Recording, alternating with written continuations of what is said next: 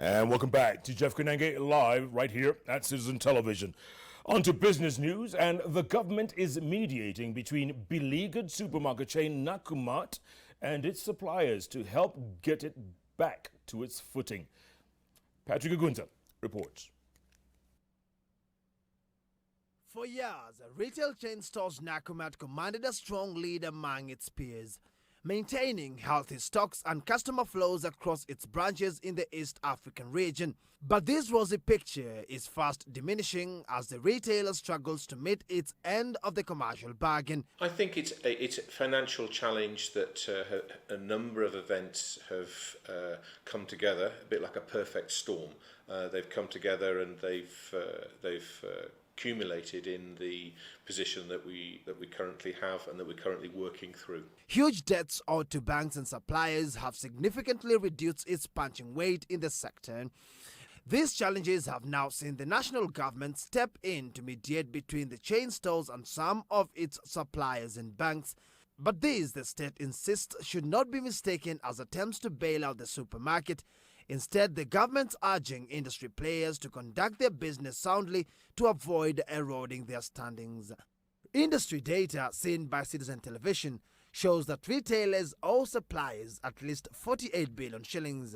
Sources say Nakumatt accounts for close to half of that debt. Currently, we have new arrangements which we're discussing with suppliers to ensure that we maintain stocks in all our stores. Observers are also suggesting that it was the time the government came up with a robust regulatory body to oversee the retail sector. Nakumatt is, however, optimistic of securing a strategic investor sooner to help it bounce back to glory. 7.5 billion shillings is what the retailer needs to stabilize. Patrick Igonza, JKL. Thank you, Patrick. Now, commercial lenders in the country have been challenged to design products targeting small and medium enterprises in the green economy to enhance their performance. Mombi Warui has the details. The Green Finance Conference brought together stakeholders that support sustainable environment in areas including energy, agriculture, waste management, water, among others. Their key concern, however, being the inability to raise adequate funds to support small and medium enterprises in green projects. The public money is not enough.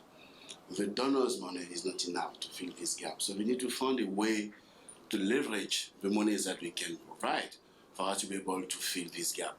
So far, the African Guarantee Fund, International Trade Center and the Nordic Development Fund have raised 4 billion shillings to finance green projects in Africa.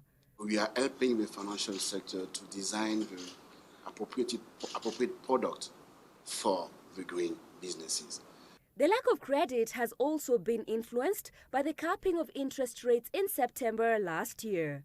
However, the banking regulator is offering an alternative to the interest rate clash. There are other things that banks need to do. One of these is improving their pricing on risk, pricing of risk. SMEs themselves also need to be a bit more with it, if you may, which is they need to be presenting their financial positions in a much more, quote-unquote, intelligent way, intelligent fashion. The Central Bank of Kenya, together with the Kenya Bankers Association, are in the process of launching Kenya's first green bond that will offer investors a chance to invest in green projects. Mombi Warui, JKL. Thank you, Mombi. Now, the cargo capacity through the Port of Mombasa increased by 11% in the first quarter of the year, with investment in infrastructure driving up importation of goods across the region. In the period between January and March 2017, the port handled 7.2 million tons of cargo, compared to last year's 6.5 million tons. The port in the period mostly handled imports of fuel, consumer goods, as well as exports of tea and coffee across the neighboring countries. Sector players are, however, warning that disruption due to elections could put the port at a disadvantage as landlocked countries in the region opt for the port of Dar es Salaam.